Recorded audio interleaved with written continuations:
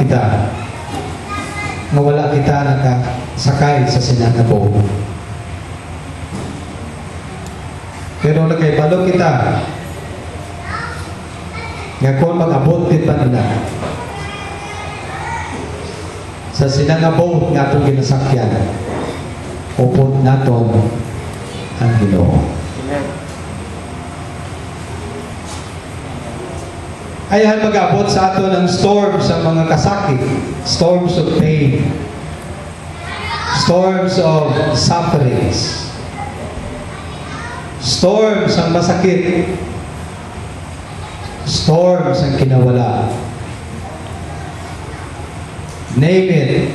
Kung anong storm ang arat sa imo kabuhi subong. Pero hindi kit pagkalipati. The Lord is there.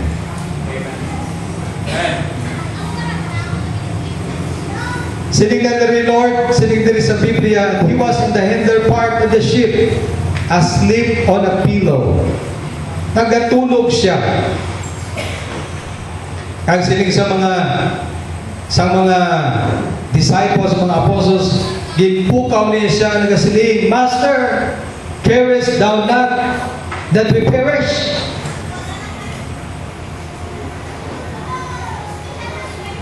Mga auto ng sala diri sa ila, natulugan ng Ginoo kay way Manila ginistorya.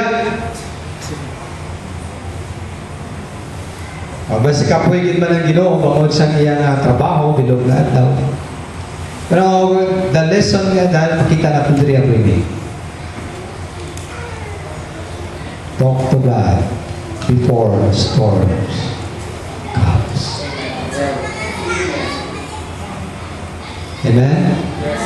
Istoryahan na nga ng Ginoo. Mautod ka dapat sa bakante sa bangko during sa prayer meeting. Kaya ang bangko ang ginapukuhan mo na, huwag na sa munod. Pangod wala ka during sa prayer meeting. Right. Let us encourage ourselves to talk to the Lord.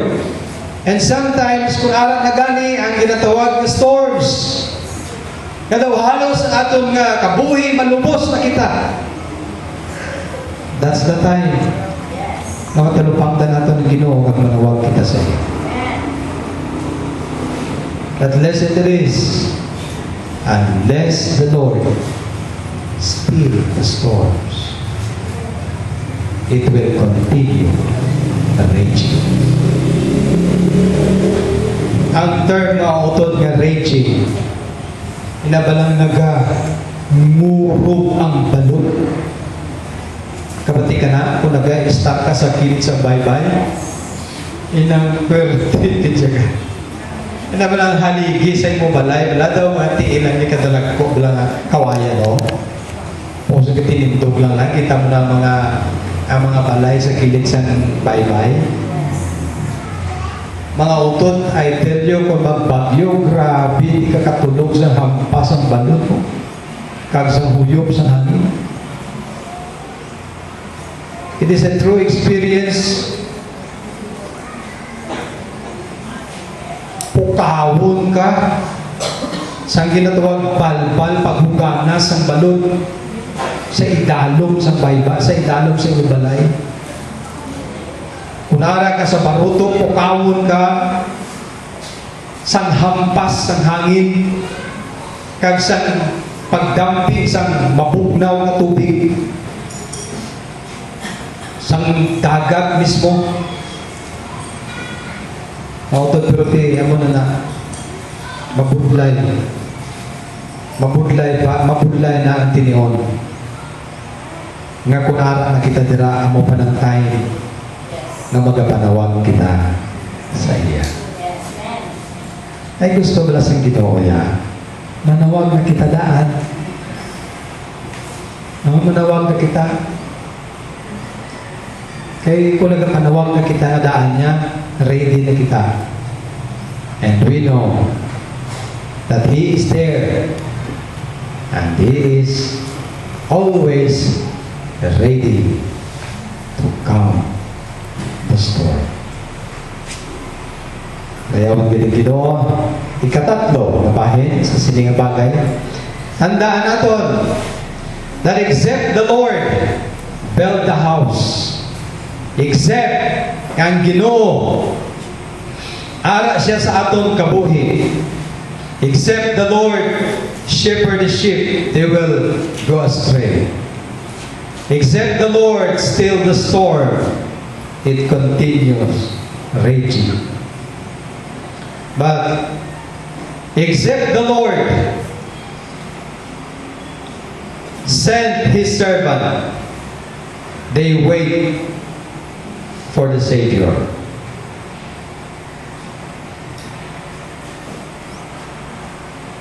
Ini nga ideya makita naton sa Isaiah chapter 6.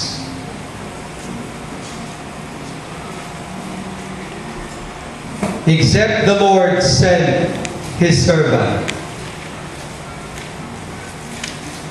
Amo ni mga utod nga gusto gid naton nga ini nga church mag-involve sa ginatawag missionary endeavor. Hindi gid naton malipatan, hindi gid may malipat that His last command is our first concern. Mangin kabahin kita, mangin part kita sa pagpadala sa mga missionaries, sa mga manok pangabudlay, sa pag-support, sa pagdala sa mensahe sa Diyos sa kaluwasan, sa pagpakilala sa sining mga tao sa manluluwas. Because except the Lord sent His servant, they will wait for the Savior. These people will wait for the Savior. Ang mga utod, hindi kita malipat nga kita mga alagad sa Diyos. Nga kita nga may ara Kristo sa tagipusoon, mga missionaries kita. Ang mga tao nga wala panaluwas among aton nga mission field. And siling diri sa verse number 6. Then flew one of the seraphims unto Isaiah chapter 6 and verse number 8. I will begin in verse number 8. Also I heard the voice of the Lord saying, whom shall I send? And who will go for us? Then said I, here am I, send me. And he said, go and tell these people, hear ye indeed, but understand not, and see ye indeed, but perceive not. Make the heart of the people fat, and make their ears heavy, and shut their eyes, lest they see with their eyes, and hear with their ears, and understand with their heart, and convert, and be healed. Then said I, Lord, how long?